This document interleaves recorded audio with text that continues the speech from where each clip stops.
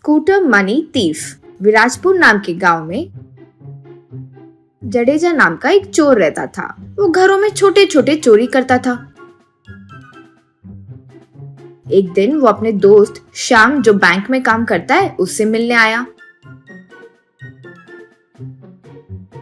जडेजा से श्याम। क्या भाई जडेजा, लगता है बहुत ठूस रहे हो, मोटे हो गए हो। जडेजा। क्या मोटा होगा रे भाई, कुछ हाथ नहीं लगता। और अब तो लोग भी बहुत होशियार हो गए हैं, घर में पैसे वगैरह भी नहीं रखते, सब फोन पे गूगल पे ही कर रहे हैं, सोना भी लॉकर में रख रहे हैं, बिल्कुल काम नहीं जम रहा। श्याम। हाँ रे, तुम जो बोल रहे हो वो सच है। मुझे भी लोन हाथ में नहीं आ रहे हैं, डायरेक्टली वही बैंक को अप्रोच कर लेते हैं। जडेजा।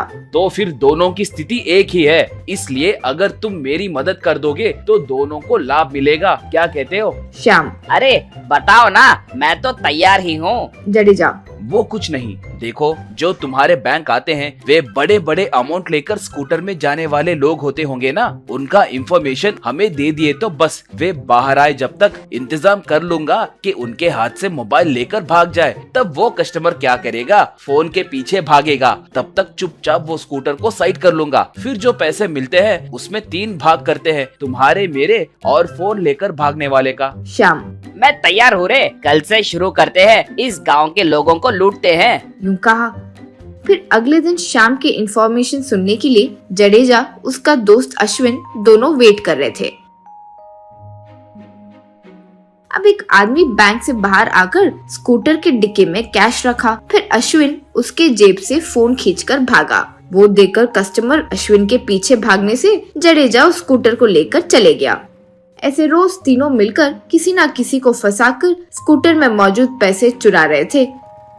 कुछ दिन बीतने के बाद अश्विन, श्याम, जडेजा मिलकर अपने अपने हिस्से को बांटे। उस हिस्से को देखकर श्याम से जडेजा। क्या भाई, मुझे 20% देकर तुम 60% लिए हो, ये तो अन्याय है। श्याम। धोखा देने वाले में भी न्याय होता है क्या? इन्फॉर्मेशन मैं दे रहा हूँ, इसलिए मुझे ही ज्यादा भाग मिलेगा। अश्विन। ये क्या भाई, ये ठीक नहीं है, ऐसे लोगों के साथ डील नहीं करना चाहिए। श्याम। क्यों रे हाफ टिकट, मन में आए वैसे बात कर रहे हो? अरे अब से तो तुम लोगों के साथ ही डीलिंग नहीं होगी रे, जा रे। कहकर चले गया।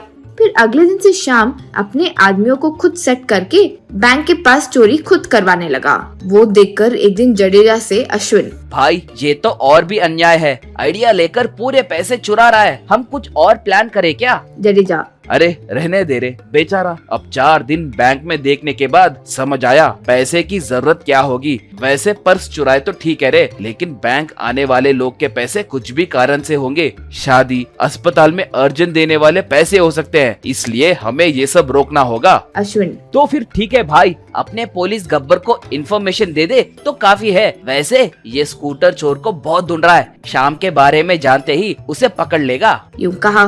जडेजा ठीक है कहकर गब्बर को फोन मिलाकर शाम का पूरा प्लान बताया। इससे गब्बर अगले दिन एक स्पेशल चेक पोस्ट लगवाया। फिर बैंक के पास शाम एक आदमी से चुराकर पैसों से भरे स्कूटर को लेकर भाग रहा था। तो चेक पोस्ट के पास पुलिस उसे रोके। उसे देखकर श्याम भाग रहा था तो गब्बर और पुलिस वाले उसे पकड़कर स्कूटर डिक्की चेक किए। उसमें पैसे देखकर गब्बर। क्यों रे कमीने, शर्म नहीं है? बैंक में काम करते हुए बैंक में ही आए लोगों के पैसे लूट रहे हो। छी, तुम्हारे वजह से बैंक का भी कितना बुरा नाम होगा। रुको।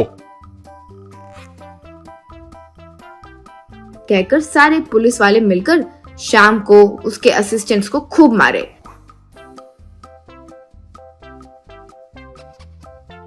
फिर स्कूटर के पास आए कस्टमर को स्कूटर देकर श्याम और उसके आदमी को गिरफ्तार करके ले गए।